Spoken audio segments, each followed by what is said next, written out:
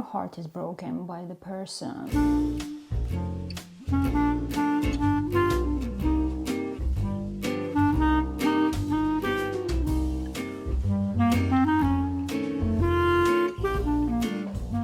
Hi guys, it's me. Welcome back to my channel. Today I wanted to get ready with you while I share a story about my first love. Because I did some self-reflection. I used to never be able to pass the 1 year mark in any relationship, and it was always me who broke it off. But I will tell you why later. We will summarize love story. Now, let me tell you a little story about my first love. I used to call him Baby French because he was the youngest of 3 French guys in my class. He was effortlessly charming and sweet, from a really good family that would go to charcuterie on Sundays. We were young and in love, and it felt like we were living in a romantic movie. He was more than just my first love. He was my friend and my support system. Even though we're not together anymore, I will always remember him as Baby French. We were studying in London, by the way, and he was from Paris, so he was a French guy. And so he eventually had to move back to Paris to finish his degree. But it didn't stop us from seeing each other, because he would take a train from Paris to London every Friday, and we would spend the weekends together. I would get so excited when he was coming, and so would he. Those Fridays were the most magical days of my life.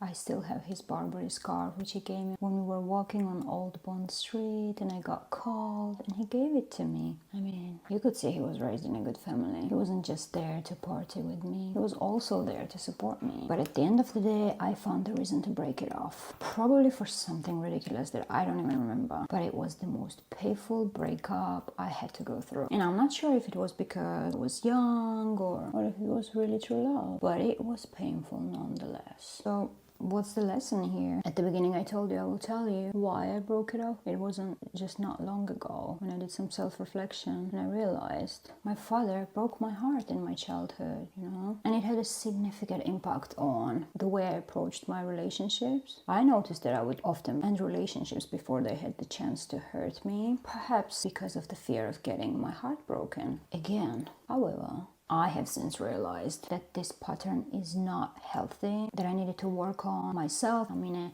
wonderful, healthy relationship right now that kind of showed me what real love is supposed to feel like, you know? But it only happened after I worked on myself. So before I did some work on myself, I wouldn't even be able to recognize love if it was right in front of my face, and I never did. I mean, we cannot keep punishing next guy for the sins of previous one, and be honest, we always do that. Like, always. I'm having a coffee here and smoothie here. Girl needs all the energy she can get. Let me finish it up and we can continue chatting on the terrace while I'm finishing my smoothie or having a coffee. Pretty good. I mean, I haven't curled my hair for ages. I had a bob, so I've been wearing it straight for like last 2 years. Yeah, I mixed it up a little bit. I looked at love in the eye and I said, okay, you can be part of my life now. I trust you. Because I mean, when your heart is broken by the person at such a young age that's supposed to love you unconditionally, then what kind of trust can you develop for a stranger, right? So, but if you work on yourself, you reflect, you understand where the problem comes from, the real root reason for it, you can separate your childhood from your adulthood, because those subconscious blocks are developed from our childhood, and it doesn't have to be forever. We can fix it, we can think about it, we can discuss it with ourselves and have a wonderful future, because we cannot base our future on our past. Things happen and that shouldn't define our whole life. It shouldn't. And all that can be changed. All we have to do is work on ourselves.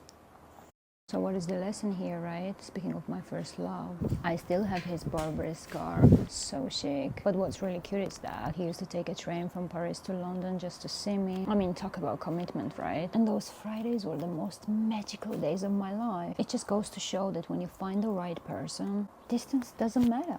So let's work on our attachment styles and find someone who's willing to take a train for us, and really be in that healthy mindset where we can recognize those beautiful relationships so we can keep them.